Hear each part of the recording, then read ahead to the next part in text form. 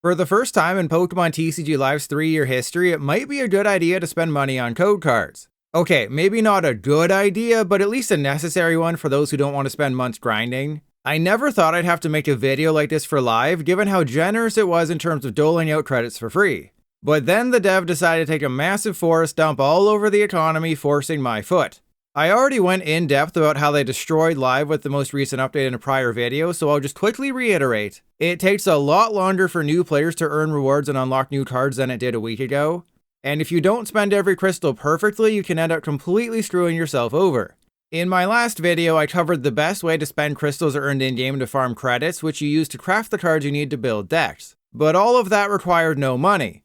It just required time, which we all would have wasted watching TikTok videos of dogs licking peanut butter off of people's feet anyways. But what if you want to spend money in Pokemon TCG Live to juice your account, thus nullifying any negative changes the Pokemon Company made? Well, there is a solution. And best of all, the Pokemon Company doesn't make any money from it. Though, if you've seen the state of PTCGL recently, that's clearly a bad thing. I'm of course talking about code cards. When you open a physical pack of Pokemon cards, you're overcome with a sense of sadness when you realize you wasted $5 on bulk. Also, you get a code card that can be redeemed in Live to open a virtual pack that grants 5 or 6 random cards, depending on the set. There's a lot of information to get to, so saws buckle up. My first piece of advice is to buy the maximum 400 codes of a single set. These are not cheats. You do not want to spread out which sets you buy. The economy in Live is based around opening your 5th copy of a card to earn credits, so focusing on one set is the most cost effective. The question becomes, which set? Well, the answer is far more confusing than when Misty sent out her Goldeen against Team Rocket while on land. Before we get to the nonsensical portion of this video, well, I guess every part of my videos are nonsensical, let me show you how many credits to expect from each set. This data is from using the Pokemon TCG Live dusting simulator based on the average credits gained after opening 400 packs 5 times, all without owning any of the cards. Since RNG plays a huge part in opening packs, your results will vary, but this at least gives you an idea of the best options. Unfortunately, the dusting simulator stopped at Temporal Forces, meaning Twilight Masquerade, Stellar Crown, Shroud of Fable, and Surging Sparks aren't included. While it's imperfect, I compared those 4 missing sets to other Scarlet and Violet sets of similar sizes, giving you a rough estimation of how many credits you can earn from 400 packs.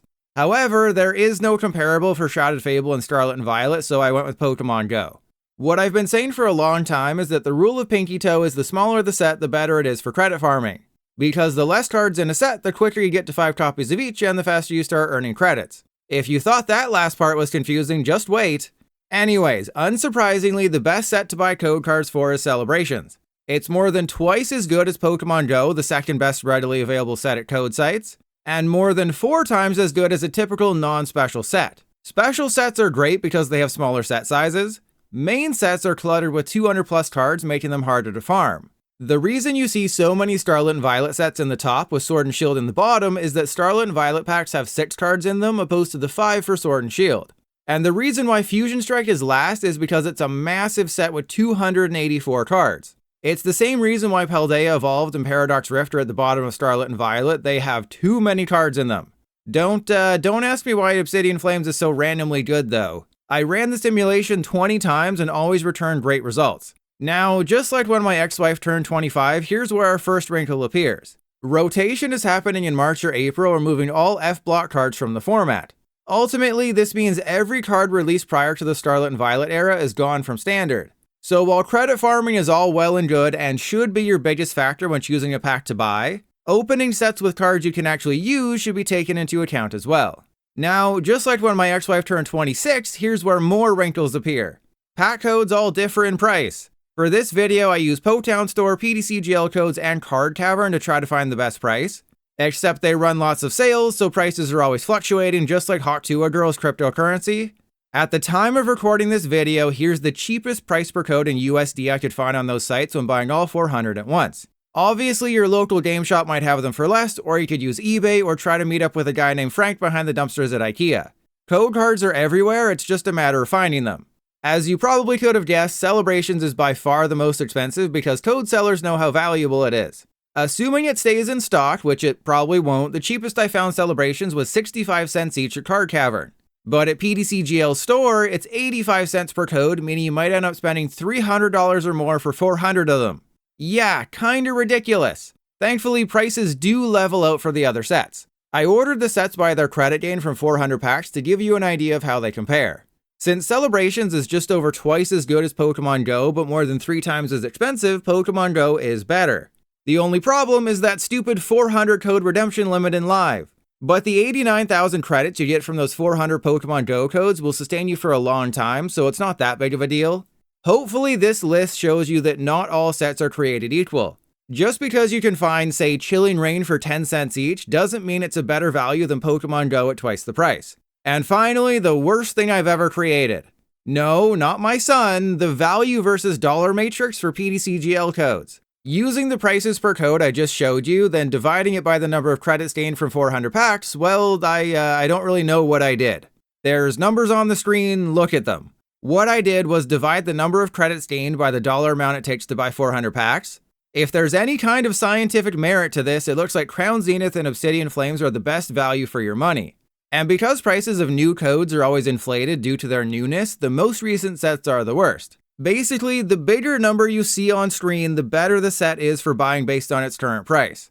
If you're doing this at home, use that same formula I just created to calculate whether the price you're paying is worth it. But if you want things simplified, if you can find any of the codes on the left side of that last screen for around 10 cents each, buy 400 of them.